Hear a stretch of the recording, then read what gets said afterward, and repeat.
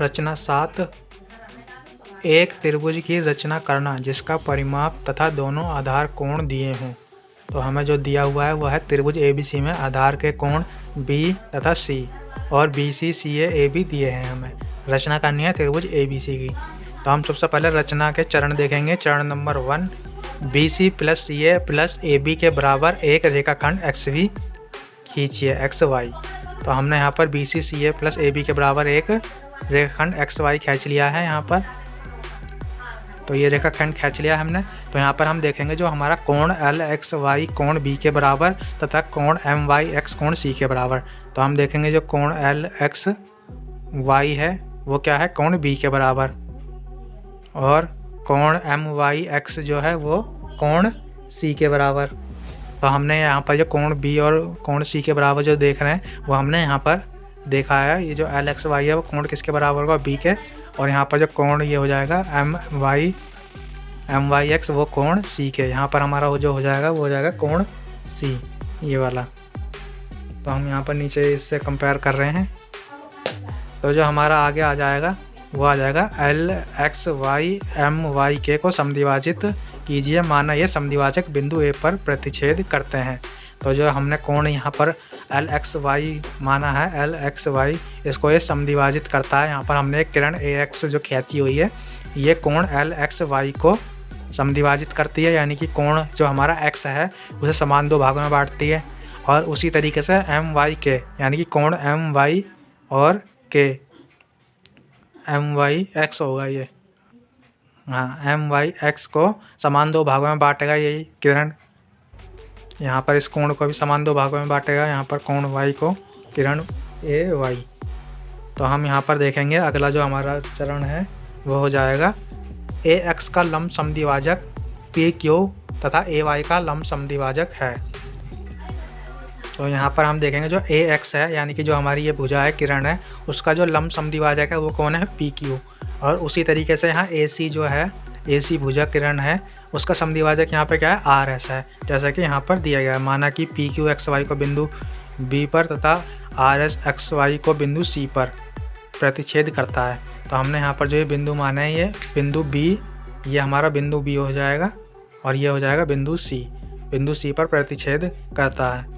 और फिर हमने क्या करा, AB और AC को मिलाइए। तो हमने क्या करा, AB और AC को मिला दिया। तो यहाँ से हमने AB कर दिया और यहाँ पर AC इन्हें मिला दिया, ये वाले हो जाएंगे AB और AC। यहाँ पर क्या था, PQXY को, यानी कि ये जो हमारा बिंदु ये है बिंदु B और ये बिंदु C, ये हमारे हो जाएंगे।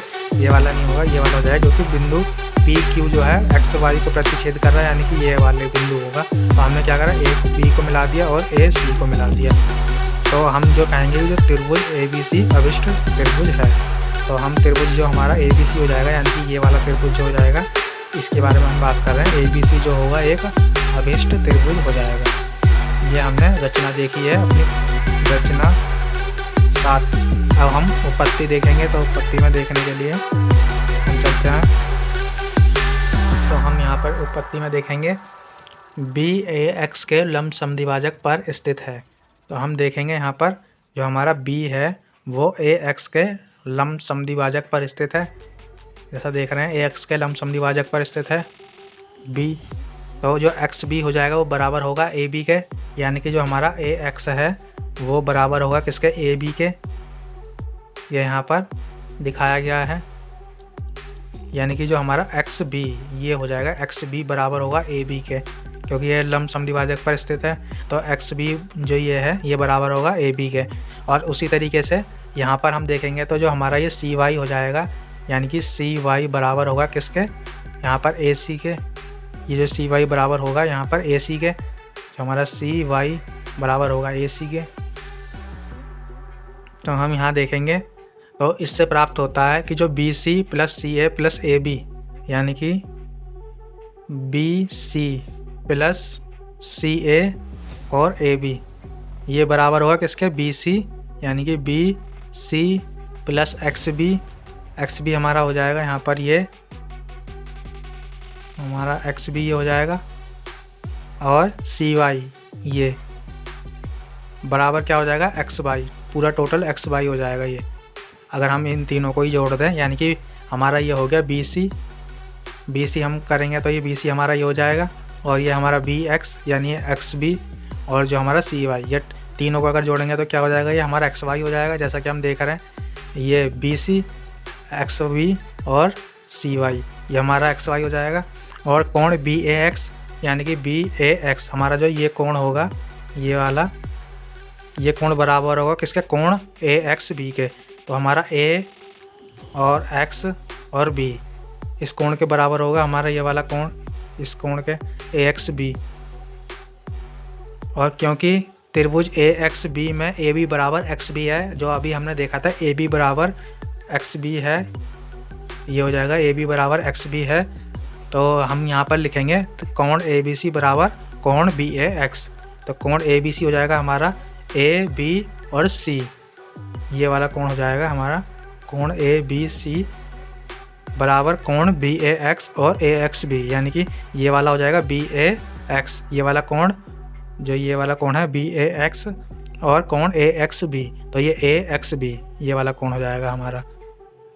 मतलब ये जो बाह्य त्रिभुज का बाह्य कोण हो जाएगा, त्रिभुज का बाह्य कोण त्रिभुज के अंत्य अभिमुख कोण के योग के बराबर होता है। तो ये हमने इसलिए लिख दिया यहाँ पर, ये वाला जो हमारा बाह्य कोण हो जाएगा त्रिभुज के अंत्य अभिमुख कोण ये हो जाएंगे, इन दोनों के योग के बराबर होगा।